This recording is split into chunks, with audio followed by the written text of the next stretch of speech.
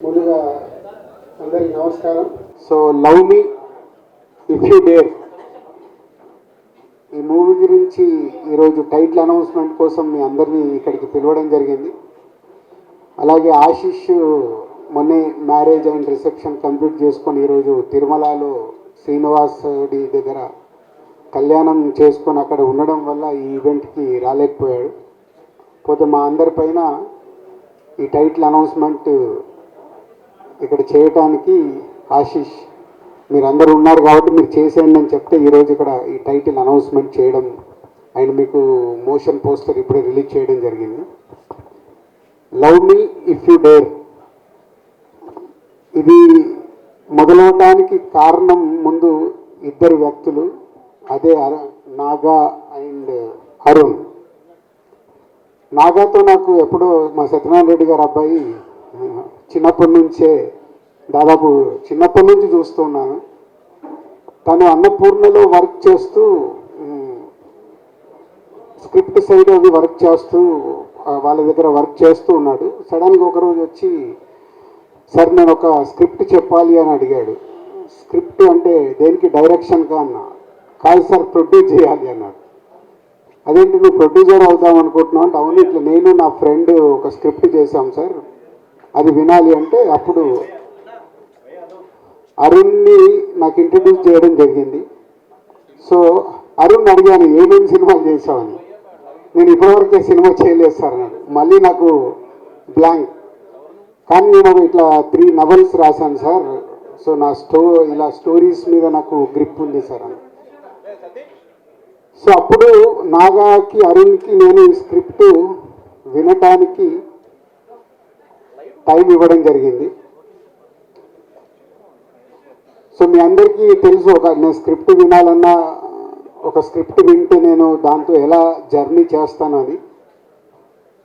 ఆ స్క్రిప్ట్ విన్న రోజు ఈ love me if you dare నాకు ఎప్పుడో ఒక 20 years వెనకకి వెళ్ళిపోయాను.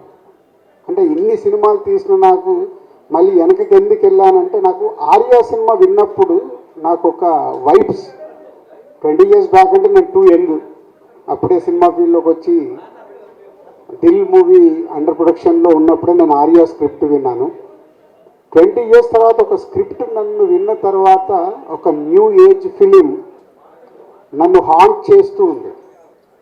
సో వాళ్ళిద్దరికి అదే చెప్పాను. అంటే కొత్త వాళ్ళు బాగా రాశారు, ఎలా అనుకుంటున్నారు ఏంటి అంటే మాకు బాబు సైలెన్స్ అమ్మా, ఏ సైలెన్స్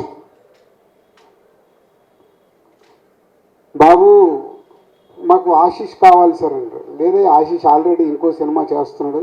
లేదు సార్ మేము వెయిట్ చేస్తాము, మాకు అప్కమింగ్ హీరో కావాలి, దాని గురించే మీ దగ్గరికి వచ్చామంటే నాగమ్మ నువ్వు ఎలా ప్రొడ్యూస్ చేస్తా ఉన్నావు. నేను ఒక్కరిని చేయను సార్, నాకు హర్షిత్ని అన్సితని ఇవ్వండి సార్ అన్నారు. సో అలా వాళ్ళిద్దరూ మా కాంపౌండ్కి రావడం, ఈ స్క్రిప్ట్ తీసుకొని రావడం, ఫస్ట్ నన్ను గెలవడం.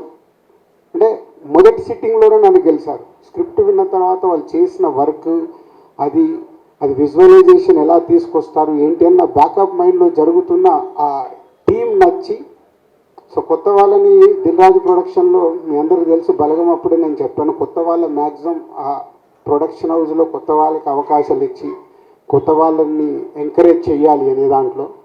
సో అలా వాళ్ళిద్దరూ ఈ స్క్రిప్ట్ ఓకే చేసుకోవడం. తర్వాత ఆశిష్కి కానీ హర్షిత్కి అన్సితకి శిరీష్ గారికి అందరికి స్క్రిప్ట్ చెప్పి నాలో ఏదైతే ఫీల్ అయ్యానో స్క్రిప్ట్ విన్నప్పుడు అందరిలో అరే బాగుంది డిఫరెంట్గా ఉంది, బాగుంది డిఫరెంట్గా ఉందని ఫీల్ అయ్యాము. అప్పుడే ఈ love me if you dare project lock చేశాం. స్క్రిప్ట్ స్టేజ్ దాటిన తర్వాత టెక్నీషియన్స్ ఏంటి అని అడగడం మొదలు పెడితే అప్పుడు వాళ్ళు పేర్లు చెప్తుంటే నాకు భయం వేస్తుంది. సార్ ఇలా అనుకుంటున్నాం ఇలా అనుకుంటున్నాం ఇలా అనుకుంటున్నాం. సో పీసీ గారికి నాతో ఉన్న రిలేషన్లో సార్ ఇట్లా కొత్త అబ్బాయిలు ఫుల్ స్క్రిప్ట్ ఉంది, మీరు ఒకసారి టైం ఇచ్చి స్క్రిప్ట్ వినండి అని పీసీ గారి దగ్గరికి పంపించడం జరిగింది. పీసీ గారి స్క్రిప్ట్ విని నెక్స్ట్ డే ఫుల్ స్క్రిప్ట్ చదివి నాకు కాల్ చేసి ఐఎమ్ డూయింగ్ దిస్ ఫిలిం అన్నాడు. అంటే ఓన్లీ ఆ స్క్రిప్ట్తో పీసీ గారిని కూడా గెలుచుకొని పీసీ శ్రీరామ్ గారిని ఈ సినిమా ఫైనల్ చేసుకున్నారు. అలాగే మ్యూజిక్ గురించి డిస్కషన్ వస్తున్నప్పుడు మళ్ళీ కీరవాణి గారి పేరు చెప్పారు. కీరవాణి గారి పేరు మీకు ఏమన్నా నాకు ఇలాగే అన్నాను, నాగా ఏం ఆలోచిస్తున్నావు నీకు తెలుసా? బాహుబలి, RRRలు ఇలాంటి సినిమాలు చేస్తున్నారు. నెక్స్ట్ రాజమౌళి గారిది, మహేష్ బాబు గారి సినిమా ఉంది. నువ్వు కీరవాణి గారిని అంటే, సార్ పీసీ గారిది ఎలా అయితే ఒక ఛాన్స్ ఇప్పించారో ఒక్కసారి మాకు అపాయింట్మెంట్ వస్తే చాలు సార్ అని నేను అడగలేదు. వాళ్ళే అప్రోచ్ అయ్యి కీరవాణి గారి దగ్గరికి వెళ్ళి కీరవాణి గారికి కూడా స్క్రిప్ట్ ఇచ్చి, కీరవాణి గారు స్క్రిప్ట్ చదివి, మళ్ళీ నేను అసలు మాట్లాడలేదు కీరవాణి గారితో. వాళ్ళే అప్రూవల్ చేసుకొని వచ్చి అగ్రిమెంట్ తీసుకొచ్చి సైన్ పెట్టమన్నారు. సో అలా ఈ ప్రాజెక్ట్కి కీరవాణి గారిని కూడా వాళ్ళే తెచ్చుకున్నారు. మంచి అమ్మాయి కావాలి. బేబీ అప్పటికే వైష్ణవి రిలీజ్ అయింది. రకరకాల అమ్మాయిలు అనుకుంటున్నారు. వైష్ణవిని అడిగండి సార్ ఒకసారి అంటే నేను వైష్ణవిని అప్రోచ్ అవ్వడం, వైష్ణవి ఒకసారి స్క్రిప్ట్ చదివి ఎగ్జైటింగ్ ఉంది సార్, బట్ ఇంకోసారి చదువుతానని మళ్ళీ ఆఫీస్కి వచ్చి ఆఫీస్లోనే కూర్చొని ఫుల్ రీడింగ్ తీసుకొని, రీడింగ్ అయిపోయాక నేను బయట ఉండి వచ్చి సార్ ఐఎమ్ సో ఎగ్జైటెడ్ అని వైష్ణవి రియాక్షన్. ఎట్లా అంటే ఒక స్క్రిప్ట్ ఇంతమంది సక్సెస్ఫుల్ పీపుల్ని లోపలికి తెచ్చుకున్న సినిమా ఈ మధ్య కాలంలో నేను ఇన్ని సినిమాలు చేశా, 56 సినిమాల దగ్గరకు వచ్చాయి. ఒక సినిమా ఇంతమందిని ఎగ్జైట్ చేసిందంటే వాళ్ళు ఎంత హోంవర్క్ చేసి ఉంటారు అరుణ్ అండ్ నాగా అనేది నాకు తెలుసు. రేపు సినిమా చూశాక ప్రేక్షకుల దగ్గర నుంచి కానీ, మీ దగ్గర మీడియా మిత్రుల దగ్గర నుంచి కానీ డెఫినెట్గా ఇట్స్ ఎ గ్రేట్ అప్రిషియేషన్తో పాటు ఒక వావ్ ఫ్యాక్టర్ జరగబోతుందని నాకు అనిపిస్తుంది. ఆ వావ్ ఫ్యాక్టర్ కోసం నేను వెయిటింగ్లో ఉన్నాను. ఆ రోజు ఎప్పుడు వస్తుందో అని వెయిటింగ్లో ఉన్నాను. సినిమా కంప్లీట్ అయి మీ అందరికి చూపించడానికి. సో ఈరోజు జస్ట్ టైటిల్ అనౌన్స్ చేసి సినిమా ప్రోగ్రెస్ గురించి చెప్పుదామని. సో ఈరోజు 27th ఫిబ్రవరి 27 కరెక్ట్ 2 months, ఇక నుంచి 60 రోజులు, ఏప్రిల్ 27 సినిమా రిలీజ్. సో ఈ రోజు నుంచి సినిమాకి సంబంధించిన ప్రమోషన్స్ కానీ, పోస్ట్ ప్రొడక్షన్స్ కానీ అన్ని కంప్లీట్ చేసుకోవడానికి ఈ యంగ్ బ్యాచ్ అందరు సిద్ధంగా ఉన్నారు. So all the best.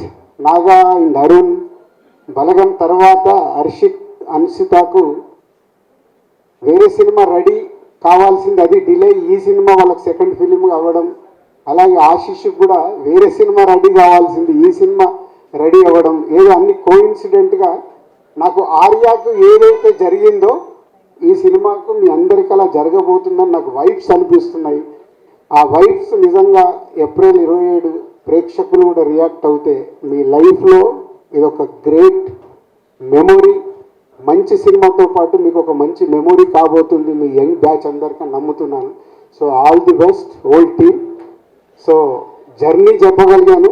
ఇంకా సినిమా వాళ్ళకి చూపించినప్పుడు, రేపు టీజర్ చూసినా, ఈ సినిమాకి సంబంధించిన కాంటెంట్ చూసినప్పుడు డెఫినెట్గా మీడియా మిత్రులు వాళ్ళకు నచ్చితే, ఒక మీకు బలగం సినిమానైతే ఎలా ఎంకరేజ్ చేశారో ఈ సినిమాను కూడా ఎంకరేజ్ చేస్తారు. వాళ్ళకి ఆ కాంటెంట్ నచ్చితే నచ్చుద్దని 100% నేను నమ్ముతున్నాను.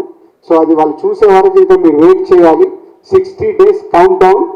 ఏప్రిల్ 27 ఈ సినిమా థియేటర్లోకి వస్తుంది. కలుద్దాం. థ్యాంక్ యూ రాజు గారు. Thank you so much. And మాట్లాడతారు, ఇట్లా ముందే చెప్పారు మేము ఏమీ మాట్లాడము, సినిమా చూసాక మాట్లాడతామని. ఓన్లీ వైష్ణవి ఒకటి మాట్లాడారు. ఓకే.